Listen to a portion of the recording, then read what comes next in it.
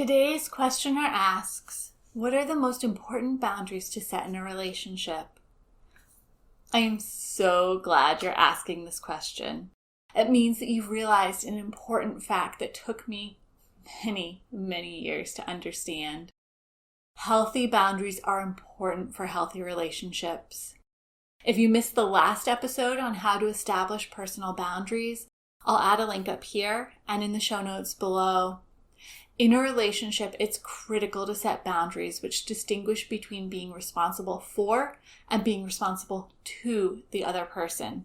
Let's break that down. The only person you're responsible for is yourself. You can't control the way other people think, feel, or act. You can't control the world around you, but you can control your own thoughts and actions. You are responsible to the people in your life. This means showing up and treating them with respect and care. It means choosing to spend mental, physical, and emotional energy on being present for them in a way that's not detrimental to being present for yourself. In a relationship, when you try to step over this line and attempt to be responsible for someone else, you set up an unhealthy dynamic. You disempower them. The message you're sending is that you don't trust them to be able to handle whatever it is that you're assuming responsibility for. You're also exempting them from having to take responsibility for themselves.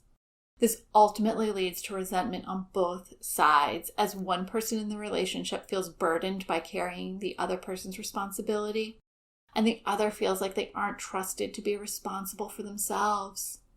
In any relationship, friend, family, coworker, romantic, or platonic, the most important boundary you can set is taking responsibility for your own thoughts, feelings, words, and actions, and not taking responsibility for the thoughts, feelings, words, and actions of the other person. That means taking responsibility not only for what you do right, but also taking responsibility and ownership when you make a mistake. And it means allowing the people in your life to take responsibility for the things they do right and for their mistakes. It's important to do this in a way that's respectful, compassionate, and clear. This is all a lot easier to say than to do. It can be helpful to work on boundary building with a coach or therapist. If you're interested in learning more about what working with a coach would be like, schedule a no-cost discovery session with me and let's start the conversation.